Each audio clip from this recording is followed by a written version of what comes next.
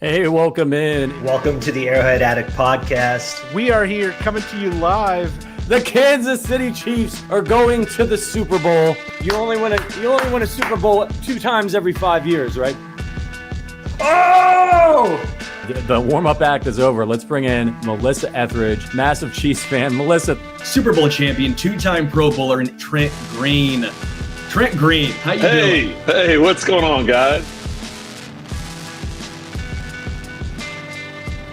And he picked it up! He picked it up! He's gonna score!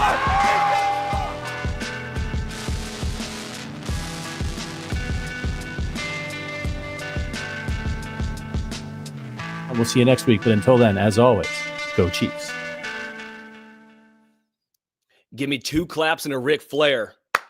Woo! Because old boy is back, no longer sick, and it is time to party on this Tuesday. Sterling Holmes, Josh Brisco with you, Arrowhead Addict podcast. Brisco, how are you? I feel pretty good. I was going to say we got some playoff action. The engine's revved up. I'm ready for Chiefs Texans. I don't know if all that is true yet. I mean, we got one game week Andy Reid presser where he told us virtually nothing, as is generally his prerogative. And so I feel good, but I don't know if it's going to feel like the playoffs until Red Friday, actual game day on Saturday, kickoff is for the Chiefs at this point. Does it not feel real until the AFC Championship game? I'm not entirely sure. We have a great gift in being able to ask ourselves with a straight face, do the playoffs even begin until the championship game?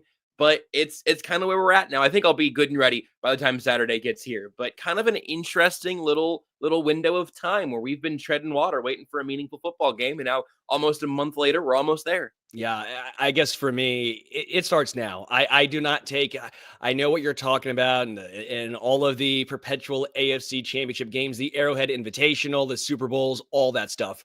No, it starts now. Like, you got to get past a Texans team that has played – some pretty good football the majority of the season. They tapered off towards the end, but they had a really nice game in the wild card round. CJ Stroud played his best football in a while. Nico Collins still very, very good. They don't have a wide receiver 2, 3, or 4 really because they're all injured. And Deontay Johnson has been released yet again from another team who's in dire need of a receiver. Wild story there. But their defense to me has been a big storyline. Their defense is very talented. They're starting to figure things out.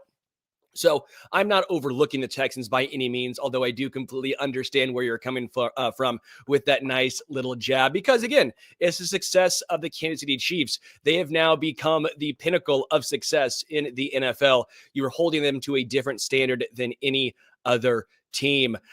I guess I'm just excited because, yes, we're finally in the week of them playing football. But I think they have, I don't want to say a lot to prove.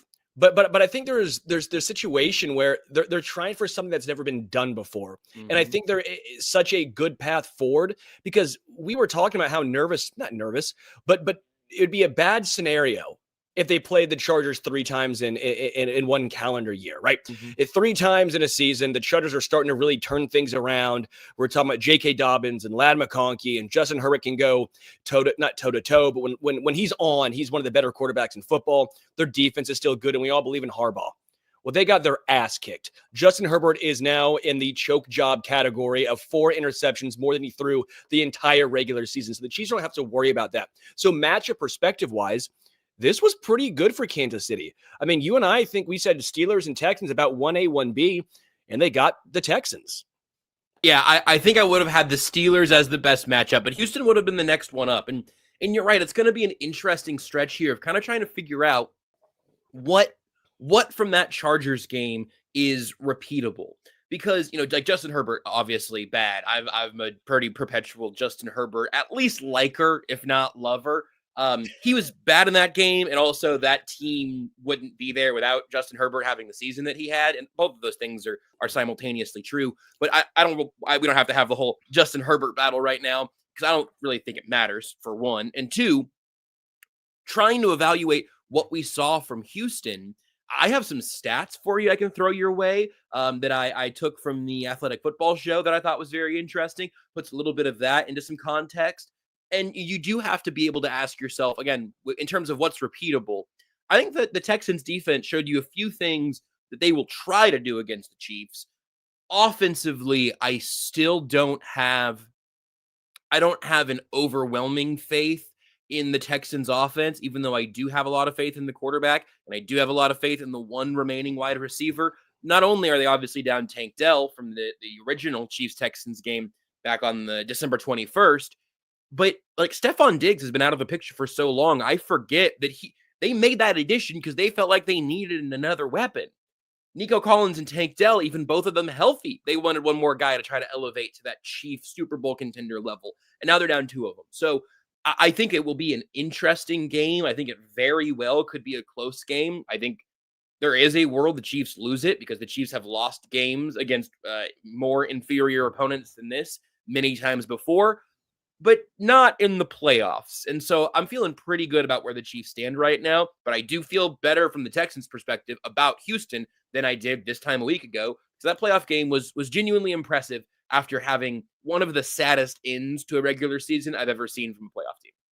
Steven says this side-by-side is exactly why beards are greater than mustaches. I don't disagree, Steven. I just can't grow a full beard. I just can't do it. I've tried. I actually had one I don't know, up until about Saturday of this past week, and it was gross. It was. I don't think I'm guessing I have seen you with as much beard as you can grow, right? Because I didn't know where Razor was at, and I was the move has just been difficult, and so you're a mustache guy, man. I'm a mustache guy.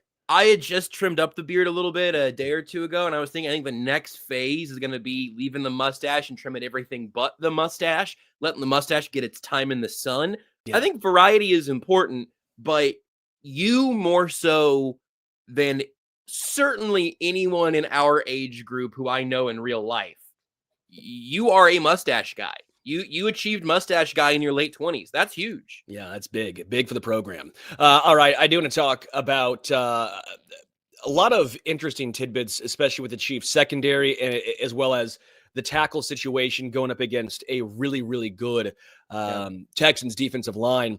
But before we do that, I do want to talk about Underdog and just some of the things that I have done on Underdog. I'm taking the Kareem Hunt over yardage, by the way, guys. I don't know anyone else's thoughts. I thought it was like 35 or so last I saw. The reason being for total yardage, rushing yards. I know you're doing a thing here, but rushing yardage. Still would take the over with you there. I would go up to 45 almost with the over with Kareem Hunt. I'm pretty confident that he is, again, maybe not going to be the lead back, but I still think that the Chiefs like what he does in short yardage situations, especially red zone, but I don't know. And again, we can talk about this in more detail. This is obviously an Underdog ad read we're doing right now, so I'll talk more about Pacheco in a second. But I think Kareem Hunt's going to get a good chunk of carries. So I like Kareem Hunt's over. I like Patrick's over. I like Travis Kelce's over. If you're going to pick something on the defense, because you can't just pick one team on Underdogs if you're doing champions, got to at least throw one more team in there. What should we choose? Joe Mixon. Under rush yards. I don't have the over-under pulled up. Just give me the under. I don't care what it is. I'm ripping the under. I believe in the Chiefs rushing defense in this one. So there you go. That's going to be my Underdog lineup. So make sure you go and download the Underdog app. Use code Arrowhead Addict. One word. Get up to $1,000 in bonus cash instantly. Code Arrowhead Addict. One word. Up to $1,000 in bonus cash instantly. Higher or lower, you make the call on Underdog. Must be 18 plus, 19 plus in Alabama, Nebraska, 19 plus in Colorado, for some games, 21 plus in Massachusetts and Arizona, and present in state where Underdog Fantasy operates. Terms apply. Void in Colorado. Concerned with your play, call 1-800-GAMBLER. Visit www.ncpgambling.org. Arizona, 1-800-NEXT-STEP, 1-800-639-8783, or text NEXT-STEP to 53342. New York, call 24/7 Hopeline at 1-877-8-HOPE-NY, or text HOPE-NY 467-369. Tripped up a little bit in that last 20 yards. It was a really good start, though. I'm going to give that an 8.8. He might have still scored. It was just, I think he stumbled a little bit, but I think you had to break one little tackle, or maybe you kind of had to double secure the football there a little bit. And then at the end, your heels kind of clanked together, but you made it into the end zone. I don't even think you fell in the end zone. I just think it wasn't quite. You couldn't high step. That's a show. I think we just said at the same time. And I think that's the show. Thanks for watching, everybody. That's amazing. Right. We've done a lot of radio together. Yeah, it's a lot. You need more practice, Sterling. You took too many breaths in the middle. I know. I haven't done it in a while. I've been sick, so I'm getting my breaths back. That's true too. Good yeah, point. I'm getting my energy, my 8.7 like Travis my Kelce. diaphragm back. All right, let's talk about the running game, because I do think it's interesting. I've heard a few people ask me, I've seen a few Instagram messages, Twitter messages, who's going to be the guy, Kareem or Isaiah Pacheco? And I don't know how to answer this, because I think it's going to be a smattering of both. I know, Andy, a lot of times come playoffs, especially, it's one guy. We're leaning on one guy. Whether it's Damian Williams, that's the guy. Whether it's Kareem Hunt, that's last year's Isaiah Pacheco. Last year, Pacheco was the guy. But I think this year might be a little different in the playoffs.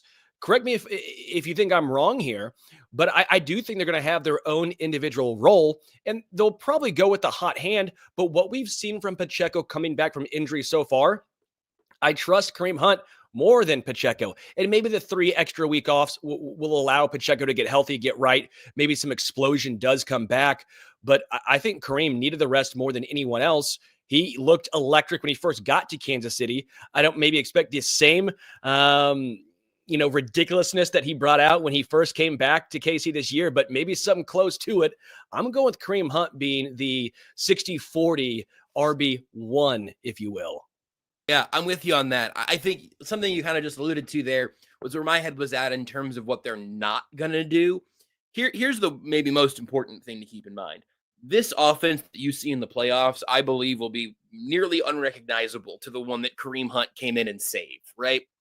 This is not a team that's running the ball that way, either in frequency or in success like they were early on with Hunt. That could be reflected a little bit on Pacheco and a little bit on a banged up Kareem Hunt, who's been playing plenty of football for this team. So I think it could improve from there. I just went back and looked at the box scores to check the numbers against the Steelers and Texans in inverse order, obviously. Boy, the counting stats are not pretty. Kareem Hunt had 11 for 55 against Houston. Nothing wrong with that. Isaiah Pacheco, 9 for 26. Not great. And against the Steelers, Hunt had 9 for 20, and Isaiah Pacheco had 6 for 18. Not exactly an explosive running game there. However, I think we're going to see an offense that is looking to the air almost for almost all of their explosive plays. That's Hollywood in all 3 levels. It's DeAndre Hopkins and Travis Kelce, short and intermediate. It's Xavier Worthy, intermediate and deep. I think we are going to see a very pass-heavy offense here. It makes I would still be afraid to take any individual pass catchers, over-unders, anythings, because I really think I could build you a good argument for any of the top 4 pass catchers as the guy who's going to have the biggest breakout against the Texans, or even be the main target throughout the postseason. I think some of them are slightly stronger arguments than the others, but I could make an argument for all of those top 4. That's crazy, and a good place for Mahomes to be, because there were not enough options when Kareem Hunt started taking over. So all of that to say, I am with you. I think Kareem Hunt ends up with more. I think he ends up with more touches, if nothing else. If that's kind of probably the easiest metric. I think you can trust him out there. I think he would certainly probably end up leading in snap counts as well. So I do think it ends up being kind of the 60-40, 75-25 kind of thing. Maybe 70-30, but I think we see pretty close to 60-40, slight lean to Kareem Hunt. But I do think if Pacheco has a really, really strong first quarter at some point, he'll just stay in there longer. I think Andy's going to be pretty flexible on that. What's fascinating is I think there might be 4 guys that legitimately will get 8+ targets, between Hollywood, DeAndre. Maybe DeAndre's the guy that gets fewer just because of his role in the offense. But if you told me Hollywood, Xavier, and Travis all had at least 8 targets, I would buy. I'm not selling. On the other hand, if you told me that DeAndre Hopkins had 12 for 110 and 2 touchdowns, that would not stun me. It would excite me, but I wouldn't be shocked by that going up against his old team. DeAndre Hopkins has, again, 10 catches and 6 of them are first downs and 2 of them are touchdowns. Yeah, I could absolutely see him having a Travis Kelce, a big Travis Kelce stat line. I think that's within the realm of possibility. Yeah, I do too. I just think the other 3 have a higher floor of that. I think the variance of D-Hop might be there, but it's why I'm buying so hard on Travis. And maybe this is me being, I don't want to be a homer here. You know that about me is I try my best to not be a homer. But when it comes to Travis Kelce having rest, and again, maybe it's because I've been blinded by last year and I'm not taking into account a year older, all that stuff. But I think Travis, with the time off, with what he knows is at stake, with the legacy on the line, this is what Travis cares about now. Travis doesn't really care about regular season statistics. If he did, he'd be pushing hard for 1,000 yards. He would have played last year. But he understands the value of the Lombardis. He understands the value of coming up big in big-time moments in the playoffs. I firmly believe you're going to see a revitalized Travis Kelce, a healthy Travis Kelce at that age. 17 games is a lot, but you give him 3 weeks off in between games, you're going to start seeing him putting up, 80 yards, touchdown, 9 receptions, because his yards per reception have been way down, 97 receptions for 823 yards. But I guess maybe that's where I'm at here. I think Travis is really going to be the blanket. That dream shake might not work anymore, but he's still going to get those consistent 6, 7, 8 yards, especially when they matter in the red zone.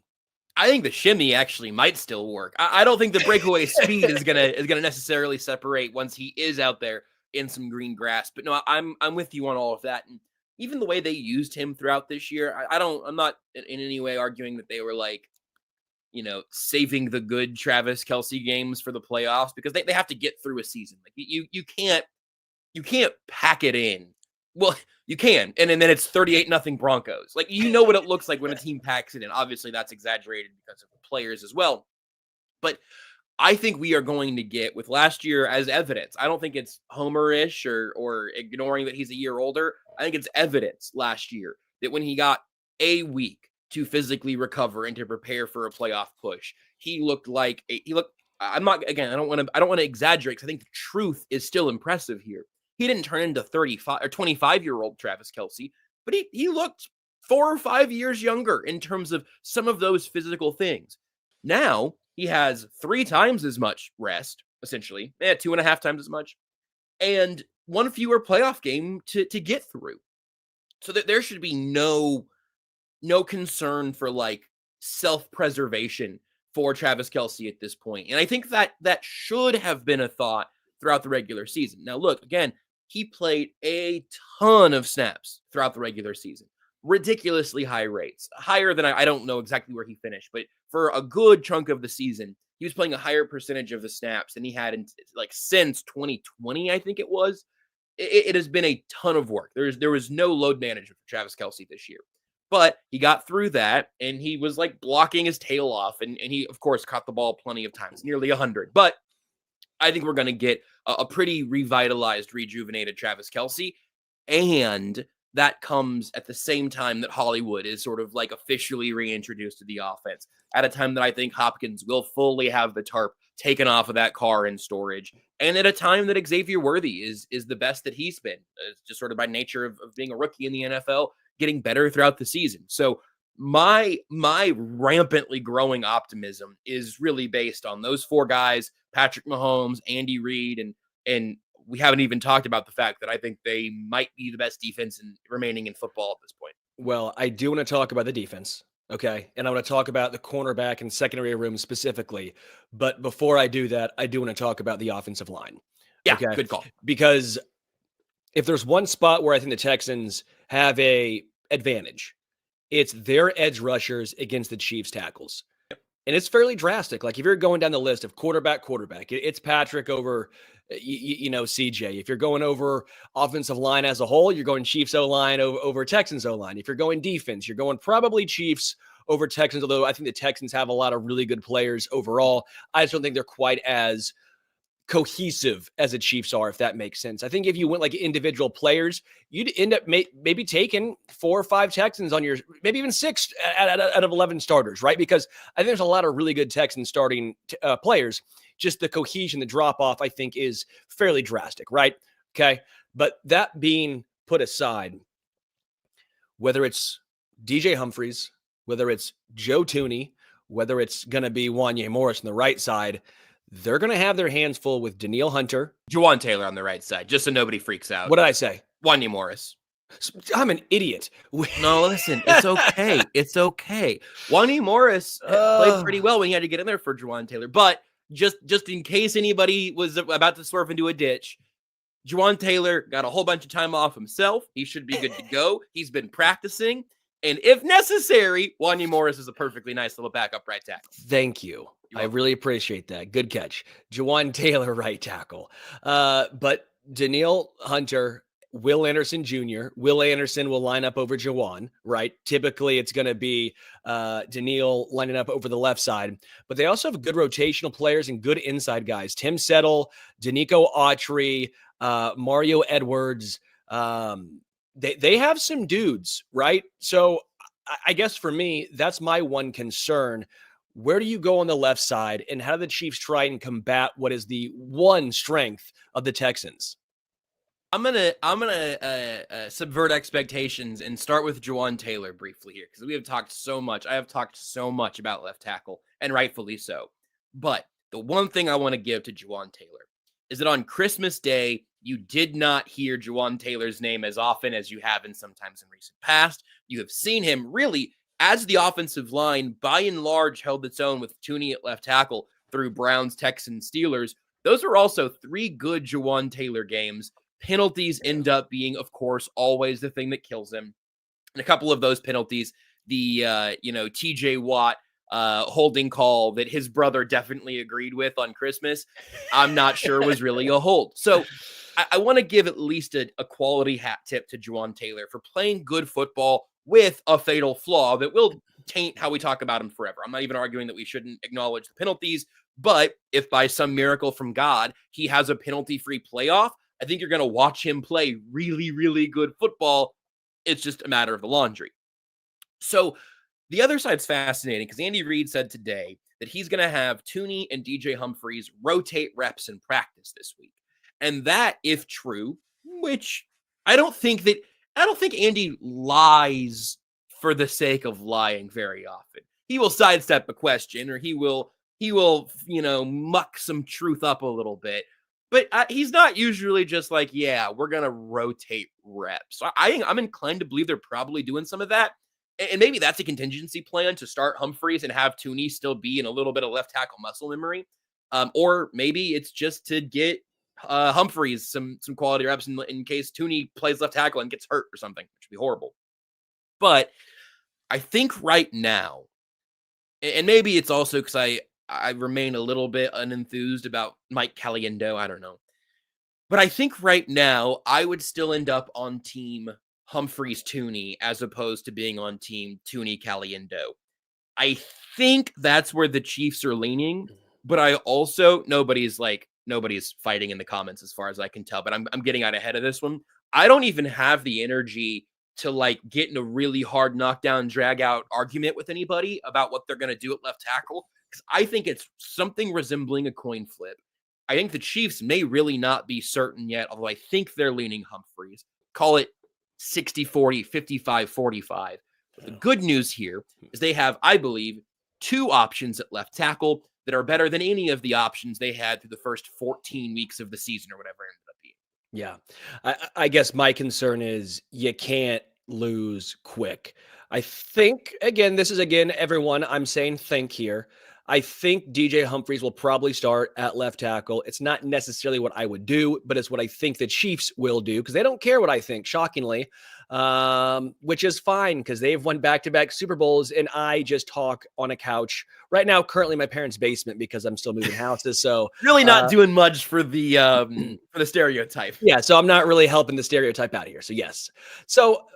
But I think they'll probably start DJ Humphries because I think they can run the football much better when they have DJ and Joe on that left side. The Chiefs are going to try and run the football, I think, a lot in the playoffs.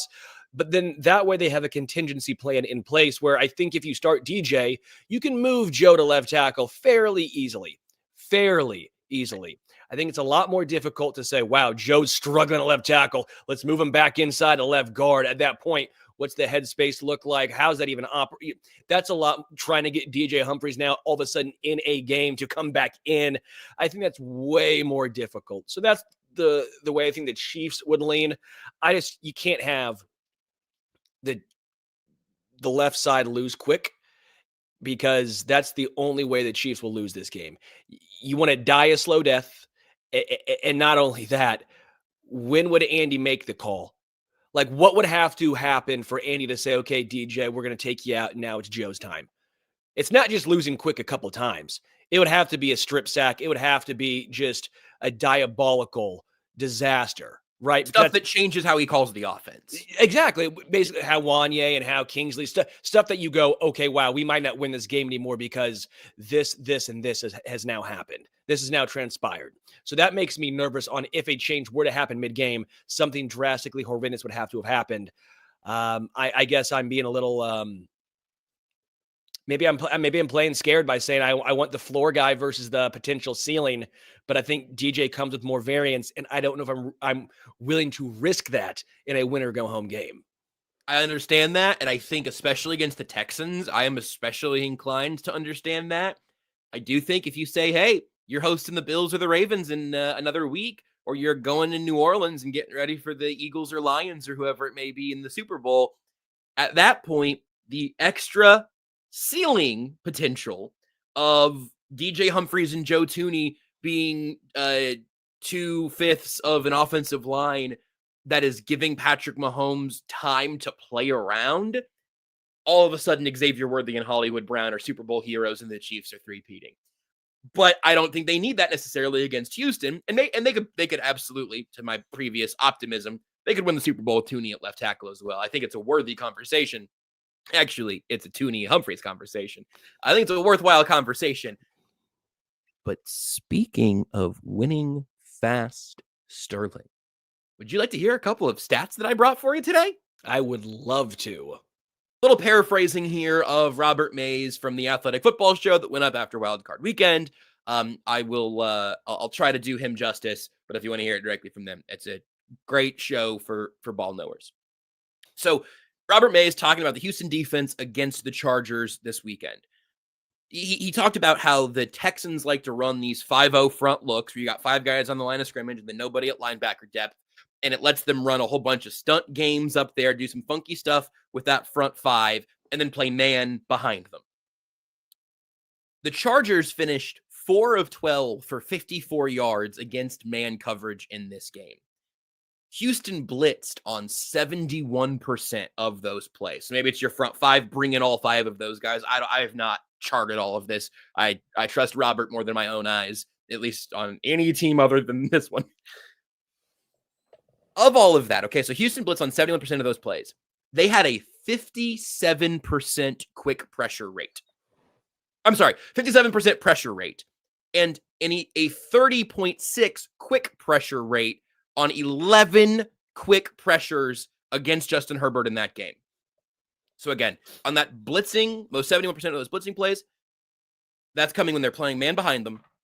They have on the day a 57% pressure rate and a 30.6% quick pressure rate. For some context, how much is 11 quick pressures? That is the 13th highest mark for a qualifying quarterback this year. And they said that a bunch of those like top 4 or 5 are Jacoby Brissett behind that early season Patriots offensive line that wasn't really a functional offensive line. So what the Texans did against the Chargers was get pressure and get quick pressure. And that was something we saw the Chiefs adjusting their offense to be better at pushing back on against Pittsburgh in week 17. Also a Joe Thuney game where they were playing in a way where if he was losing quicker than he was, they still would have survived offensively. But you don't want to build the whole ship out of that, right? I don't know, chicken and egg on that one. I'm not entirely sure. But Chicken the other thing that's protein, baby. The other thing that stands out to me there is we've talked quite a bit about how Jawan Taylor and Trey Smith have struggled passing off stunts and defensive line games. Stylistically, 2 very different types of offensive linemen. A phone booth guard and an out in space tackle creates some gaps that you're maybe not be too fond of. So all of that there, that's the recipe for what Houston needs to bring again to this game if they want to advance. Well, the difference is, and why I think it's so fascinating, is I don't think Houston can. The reason was, or the reason is the Texans won quick up the middle. They're not winning quick up the middle, and that's why I've been focusing on the tackle. That's why I've been focusing on Jawan and DJ or Joe. That's why I've pinpoint Will and Daniil, because as much as I do enjoy and think that the interior defensive line of the Texans is good, they're not doing the same thing against Creed and Trey. They just aren't. I know the stunts. I know what you're talking about there.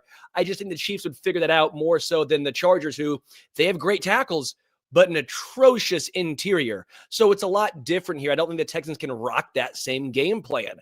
I do think this is an interesting conversation or question from Steven, comment actually, I should say. Mahomes' quickest snap to throw times were when Tooney was at tackle. Agreed. Yep. If they use that similar strategy with DJ will improve. Agreed. But I don't know why they don't do it with DJ. Now, I do think there's going to be the final decision being made by Patrick at some point. It's going to say, hey, Patrick, who do you want to be your left tackle? Who do you feel more comfortable with? But they gave Joe Tooney a lot of help. If they gave DJ that amount of help, how does he look? If he gets the ball out that quick, how does he look? And what I will also say, it's tough week 18 because that was Carson Wentz. That wasn't Patrick back there, and it wasn't Hollywood, Xavier, and DeAndre. And that's where I think you're going to see those three guys thrive and where it almost doesn't matter as much who the tackle is because you can find a way to negate the pass rush when you get the ball out quick. And you can do that when you have, I think Hollywood and Xavier have shown already they can win quick off the line.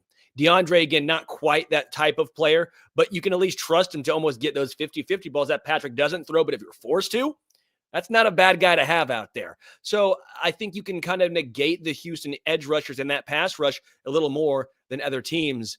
It's also they're playing man behind that pass rush against the Chargers. Travis Kelce's not the man beater that he once was, and DeAndre Hopkins does it in a very different type of way where like he can win against man because he's got Mr. Fantastic arms and all of that. Like he can use his body for separation, but Hollywood and Worthy are there to beat man coverage. Downfield, intermediate, over the middle. Like there are levels there for them to give the Chiefs, to your point, a real option. And kind of back to Steven's thing there about the quicker games with Tooney. I think on some level, I don't necessarily agree with this, but maybe Andy Reid and Andy Heck had a better strategy for developing a young offensive lineman than I did. But I think they're just kind of stress testing some of these guys. I think Kingsley, and especially early on, and then Wanya Morris to some extent, and then Humphreys getting out there, I think they were kind of, or again, to use maybe more of our parlance, like ceiling testing them a little bit, and maybe floor testing them too. I would have liked to have seen Kingsley get a little bit more help, and maybe you just see if he can develop over the course of a year, or maybe we're just talking confidently about rookie Kingsley Suamataia starting his first playoff game this weekend. That's not what the Chiefs did. Here we are now. Maybe that was ever within Kingsley. Maybe it wasn't. Maybe we'll do this all again next offseason. Maybe we won't. I don't know. But the Justin Ross hype is still sometimes alive by some folk. Kingsley will get a good couple years out of. So we're but you know what Kingsley did that Justin Ross never got an opportunity to do? To go out there and fail with the starters. Like people watched Kingsley negatively impact a game they cared about. And Justin Ross has never really done that. Justin Ross is training camp in preseason. And when you do get a player that like makes you mad in a game that matters, people sell on that guy quicker than I'd think. Some people still believe in Kadarius Toney. I rest my case. Some people, me. It's you. I draw the line at Deontay Johnson. Bill, I'm glad you and I are on the same page. Hollywood and Worthy are the weapons they need to defeat the fast pressure. Those guys are able to get separation and be a fast outlet. 100% agree. Okay, let's talk some defense now. I think the most fascinating thing Andy Reid said today, obviously we talked about the split time between the tackles, but Jalen Watson, way more optimistic than I would have expected in regards to Jalen Watson. Sounds like, again, a legitimate chance he could be playing snaps on Saturday. That was shocking to me. I thought it was, if he works hard and we'll see. No, it sounded like, okay, he might be ready. He just might not have the ability to play 80% of snaps. To me, it sounds like he might be a guy who could take the Keith Taylor, the Najee Johnson, some of the Christian Roland Wallace snaps out. And if you wanted to move, Trip McDuffie into the slot for a time or two, that was really encouraging because I'd been somewhat tampering expectations on Jalen Watson. But this guy just might be a freak when it comes to injuries because he played last year with a torn labrum, psycho, and then coming back from this way quicker than at least I think the majority of folk expected. What do you make of him speaking on Jalen? I don't want to speak out of turn or pretend this is enormous breaking news. Nobody, hey, you don't aggregate me on this, okay? This is more I don't know, educated chatting around and everything. But like, I think at least by this point, I think the Chiefs were surprised that Jalen Watson is back. Given where it started, the type of injury that it was in the recovery process, I'm sure somewhere along the way they started getting excited, thinking like, wait a second. Okay, well, he just, I don't know if this is how this works at all. I'm now back to fully BSing. But like, all right, well, he's kind of like a week ahead of schedule here already. If we could steal another week up here, and then later on, if we can get him back to practice and get him, I'm sure they started doing that math at some point. But I believe that the Chiefs were genuinely in a place where they were not expecting him to be back. I mean, like in all the Marshawn Lattimore conversations, who have like, he just basically returned and did not play great against Mike Evans. That was a patch it up and go win a championship type of deal. I think if they knew Jalen Watson was coming back even by then, they would not have even entertained that path. Like, we'll just survive into the playoffs and then get our second best cornerback. And a guy who was playing like I don't know, I'm not doing all the math here, but like he might have been the third best defender for at least a few of those games early on in the year. He was playing really, really, really excellent football. So getting Jalen Watson back, I think is an outrageously big deal. I had completely kind of written off his potential to be back this season based off some of the things that the Chiefs had said publicly, some other things we kind of pieced together, all of that. But then once he was active, or once his practice window was opened, I should say, he's still not on the active roster right now, but I think he's going to be for this game. And he'll just take Marlon Tuipulotu's spot. Yeah, because he got put on an IR a couple days back. I think he could slide right in and he could start and play. If it's half the snaps, cool. That's what Charles Omenihu played in his first game back. And I think he played more than the Chiefs were planning on him playing. But if he plays 50%, sweet. If he plays 100%, excellent. The one thing I'm going to put out there, just in the midst of all the praise for Jalen Watson and the excitement for him being back, his first game back in the preseason was a baptism. Like, he played in the third preseason game. He was out there against backups until the fourth quarter, and he was getting beat in the fourth quarter of the third preseason game. Like, if he didn't have Watson on his nameplate there, that's not a player you would have expected to see make the team, right? Obviously, his injury recovery there was part of it. It was his first real action back, and the Chiefs knew who he was. But I don't know how polished he can look in his first game back, but he was out there for the first act of the regular season playing excellent football. So I think that he's probably going, if I had to pick right now, I think he's probably going to start. I don't know if I go that far. And Rods and Trade's basically on the exact same page as you in the chat. Look bad in the preseason, coming off that shoulder surgery. Maybe anxious to knock some rust off before the AFC Championship game.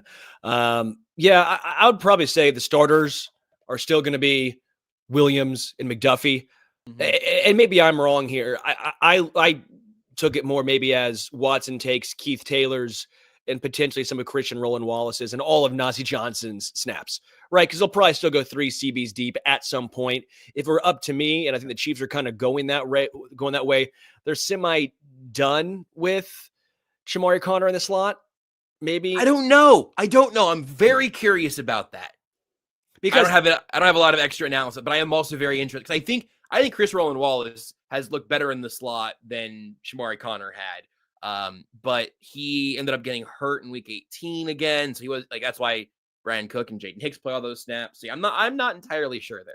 But, and this is, again, luckily the Chiefs have the best DC in football, Steve Spagnuolo, maybe the best secondary coach in Dave Merritt.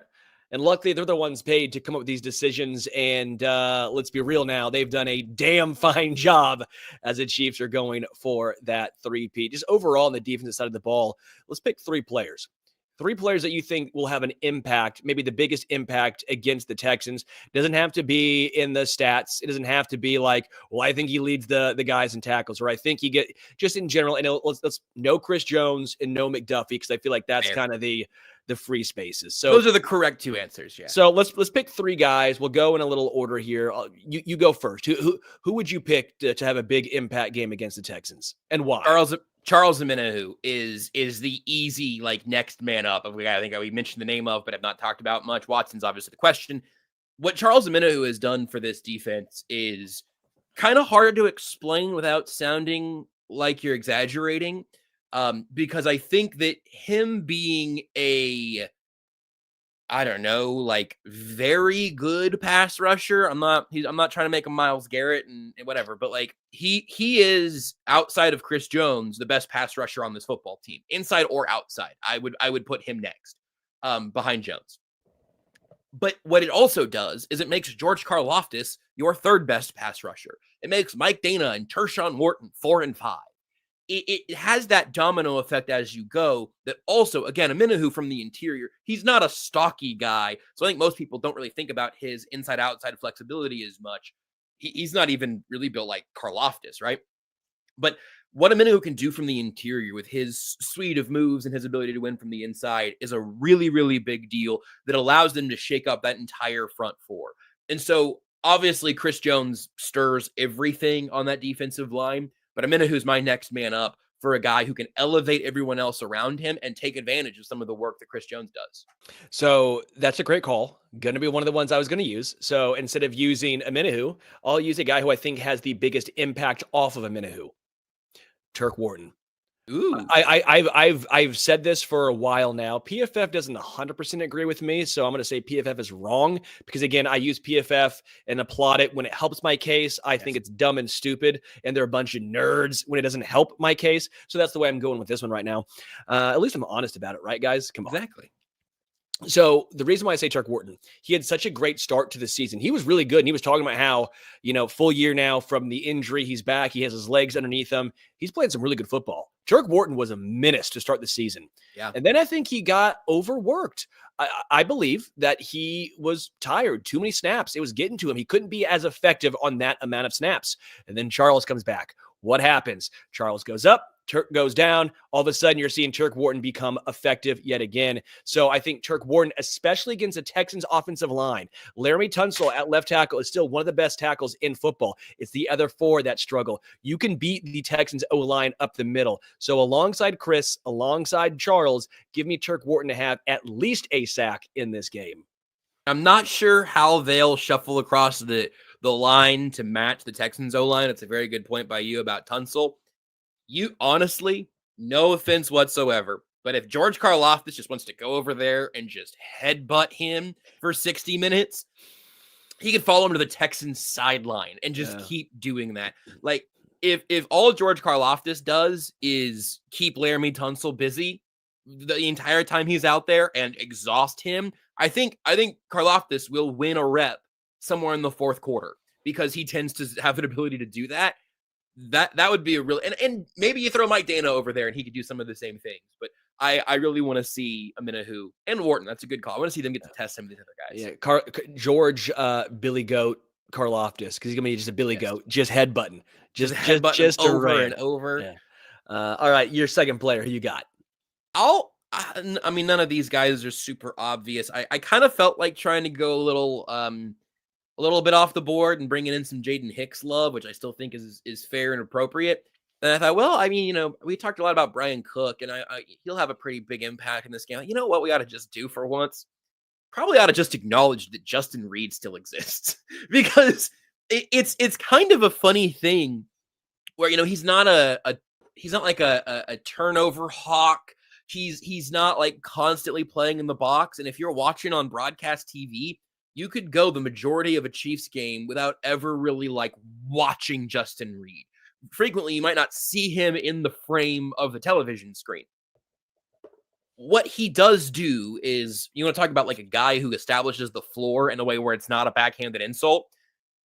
Justin Reed, I think, can keep this defense honest on a lot of levels that he has become so good at doing that he doesn't get discussed for doing that.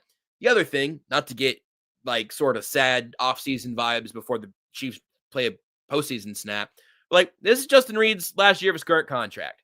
And Brian Cook's still on a rookie deal. Jaden Hicks and Shamari Connor are both on rookie deals. Obviously, Hicks is a rookie. Maybe there's something to figure out there of like maybe they think there's some more gas in the tank for Justin Reed, and maybe they aren't as in love with Brian Cook getting another deal. All right, there's a chance, but Justin Reed has just sort of been like accepted as a fact of life here to some extent now to this point, 3 years in. And I feel like he probably deserves a little bit more of a spotlight than that because the defense being good has a lot to do with Justin Reed. He's almost, I made me sad. Don't say, because I just love watching Justin Reed play football, though. It's kind of like Tyrann Mathieu, although him and Tyrann Mathieu couldn't be more different, even though they're both the leaders of the defense, right? Justin Reed brings the boom, super physical. Tyrann Mathieu, more of the chess piece, more of the opportunistic, if you want to say that. Just very different styles of players, yet both very, very good. But you're right, Justin Reed, I think at times doesn't quite get the love he deserves. Does a lot of things, again, that doesn't always show up on the box score, which, again, it's so hard to find the quality and define it and what that means to a team. It's why I'm going to go with a guy that you probably are going to disagree with, but I my thoughts on him. It's Nick Bolton. This to me seems like a big Nick Bolton game. The reason being, they're going to try to establish the run early. They're going to try and pound it with Joe Mixon, because when Joe Mixon is on, that's a very dangerous team still, even with the injuries. But when they have a chance to tee off on CJ Stroud, when they're struggling to run the football, that offense becomes anemic. So I think Nick Bolton's going to have to be very decisive in this game. Get downhill quick, find the gap.